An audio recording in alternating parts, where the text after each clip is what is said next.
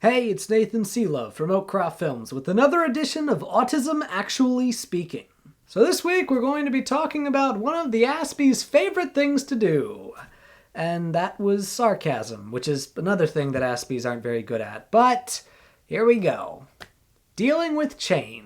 Now I'd like to sort of prompt this by talking about one of the big reasons why Aspies don't cope well with change. Now I'm sure that a lot of you have probably heard that idea that change is the only constant in life.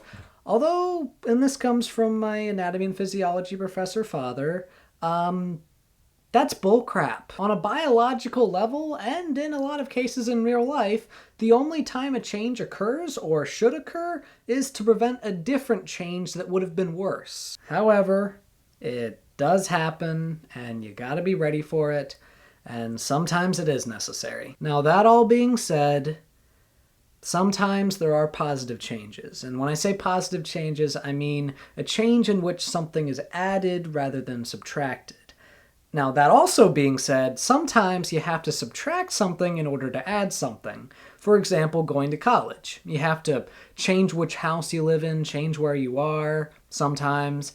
And that subtracts a lot, but you're also getting an education, so therefore you are gaining more than you are losing. And in cases like that, change is a good thing. I'd like to start out by giving some tips for friends of Aspies, relatives of Aspies, significant others, if you're about to help an Aspie through a change. First off, make sure that they have plenty of notice. If you just spring a change on an autistic, then it's not going to go very well. Second, make sure to explain the reasoning behind the change.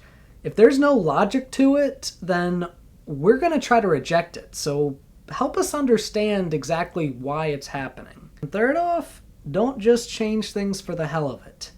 If there's no reason behind a change, then it's probably a bad thing. Now for Aspies. I know that change can be difficult, even if it's a positive change. But when you are coming up on a positive change, just think in your mind the logic of it, the reasoning behind it, and that'll make it easier. I mean, you shouldn't necessarily reject a positive change just because it's a change. Now, I'll start out with one of my previous examples, going to college. Now, college is a great place, especially for an Aspie, because you can choose a major and you can focus on your special interest. But of course, it's also a really big change. So what I actually did to cope with it, and this may not sound like a healthy way of coping, but it actually worked really well.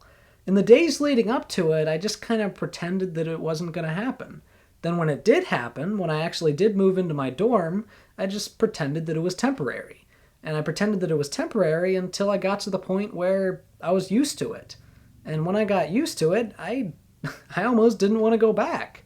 And that actually works pretty well for me. So that's one suggestion. Now, another thing I'd recommend would be to keep as many things as you can constant. I guess to kind of go back to the college example, maybe you could try bringing the sheets that you're used to, or bringing the books and reading the books that you're used to reading, or the same video games. All in all, don't think of change as being some necessary thing that must always happen, but also don't reject it when it does need to happen.